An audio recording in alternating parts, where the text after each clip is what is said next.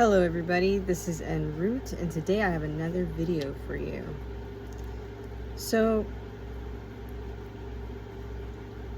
doing my little experiment, getting to know different people, all that good stuff, and just from life experience in general, I wanted to talk a little bit about dealing with neglectful people in your life.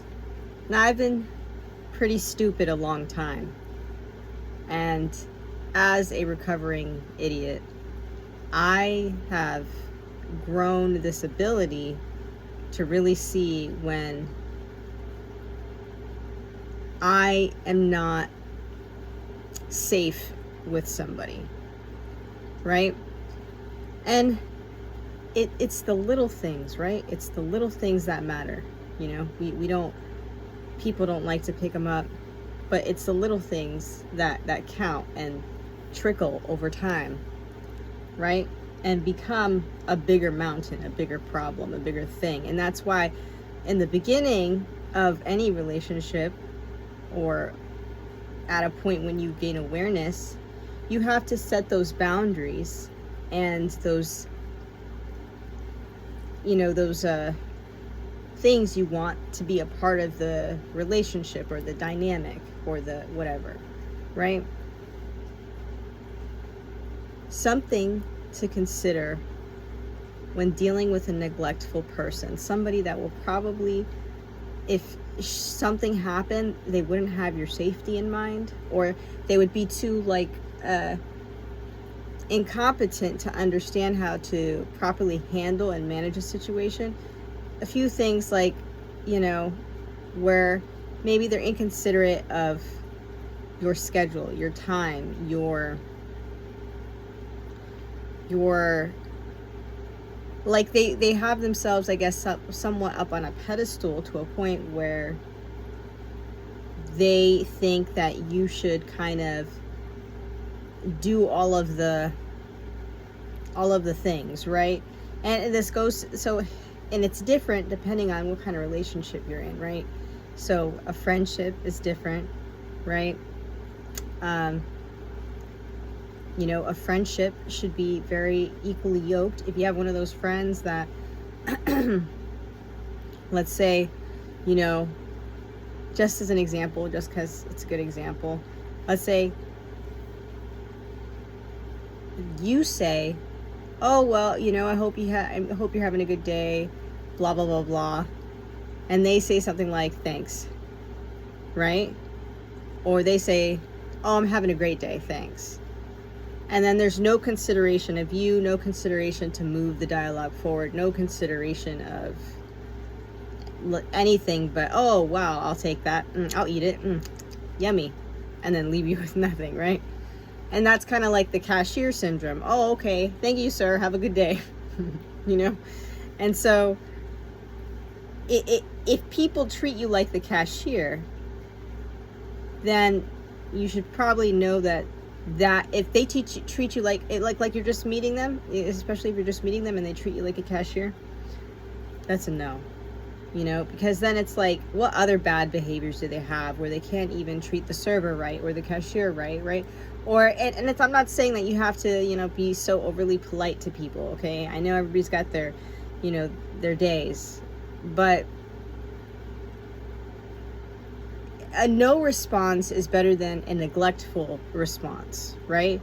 And so that's why I tend to not say anything when my energy is not in perfect alignment for what this conversation is about, right? And I want to give my full attention and my full respect to what this person is saying, so I don't want to just say something half-assed, right? And so, I'm not saying that these people are bad, and by no means. But when you are around neglectful people, you have to really watch your back 100%. Like, don't think that they're going to be having your back for you all the time. Or you don't think that they're going to protect you the way that you think that they will. You cannot put your faith in man, right? But it is better to stay away from neglectful people, because neglectful people tend to be the ones to put you in the worst situations, right? By mistake or by being incompetent, whatever the fucking case it is.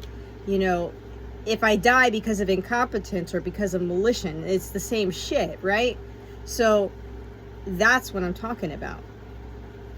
And a lot of people, you know, get screwed over because of this, like, you know, especially when dealing with romantic relationships, where they get so connected, so involved, so intertwined, to the point where this person could just make one wrong move and you're screwed, right?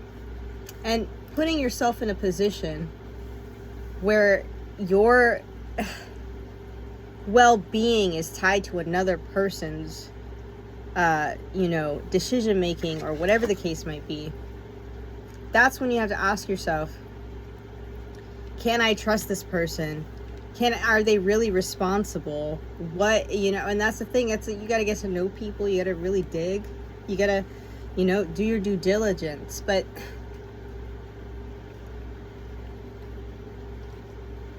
I notice a lot of people waste a lot of time, and instead of accepting, like, hey, you're not at my level, you're not where I'm at, this is probably not gonna work out, you know, and like, especially you have to also, you know, you are where you're at, right? And so you gotta ask yourself, where am I, right? And does this align, right? And I notice this, it's like, sometimes something's just not meant for you, right? And that, sorry. So yeah, sometimes things are just not meant for you. But I see people, they like sit in a relationship with somebody who is, you know, neglectful,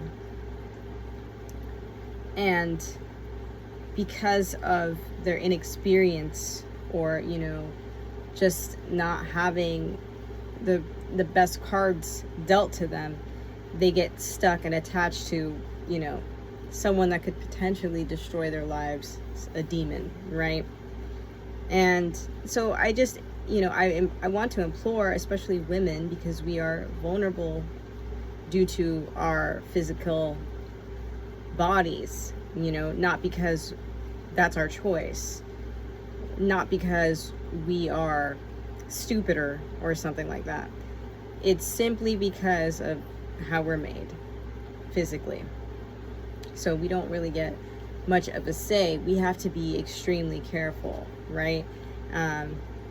Especially in this age where people are on apps like Tinder or whatever, you know, and it's dangerous on these places. And I think, because I'm, you know, it's kind of an experiment to me.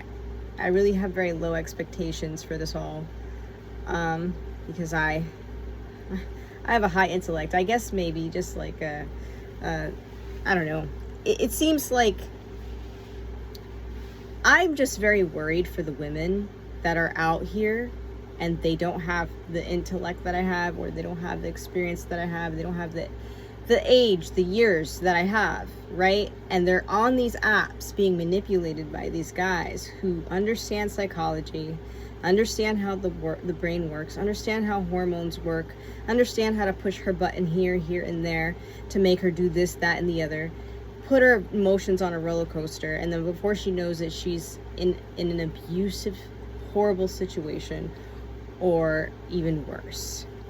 And by talking to some of these guys, because, you know, I never, you know, some of these guys, it's like, you know, it's not going to go anywhere, but it's humorous, because I have, you know, my brain is like, oh, this is interesting.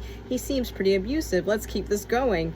And I'll be, you know, communicating with this guy even further and further, and just trying to get more of his tactics out, right? And I'm just like, wow, if I was an idiot, I'd be fucked with this guy, you know?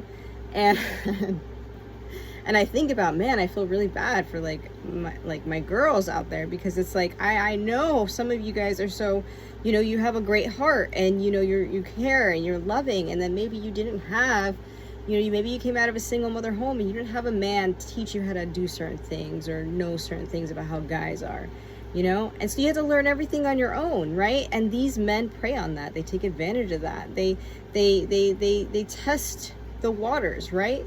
And a lot of these guys, you know, they're looking for somebody to almost enslave, it seems. But, you know, I don't know. Just some of these guys, they're off the wall. And you're just like, wow. Like, what is this? And I was talking to somebody. He was like, yeah, this place is like a hellscape sometimes. I'm like, oh wow, that's a great way to put it. It's like you're going to hell. And it's wild. And that's the thing. That's what it is. I just worry about. And the thing is, I even worry about the men, because if there's innocent men on there, there's good men on there, and there's like, these succubus women on there that are just trying to sink her teeth in you and take your wallet or whatever she's trying to do. I feel bad in that case too. And so you have to think about this. And the thing is, about with guys though, it's a little bit different, because men do the whole devaluing thing. Women do the valuing thing, they gas him up, right? They gas him up, and they just know, how it is. So women gas the guys up and men devalue the women, right? And so that's kind of how to think about it, right? And so if someone's being a little bit too complimentary, like if she's being too like, oh my God, honey, you're so handsome. Oh, papi, when are we gonna come and do this? Or whatever the fuck. She's just being like, she's your dream come true all of a sudden. Honey, you need to be careful, okay? Because some girls will flatter you for their own personal gain, and they have no care in the world about you. They'll throw you out like whatever, and she's got 5 other poppies doing the same thing for her, and she's just gassing them up. So you don't want somebody that's a yes man either. And a lot of men fall for the yes man instead of falling for somebody that actually tells them the truth. They go with the girl that's like, oh yeah, whatever you say, daddy, and then she's the one sleeping with 5 guys behind your back.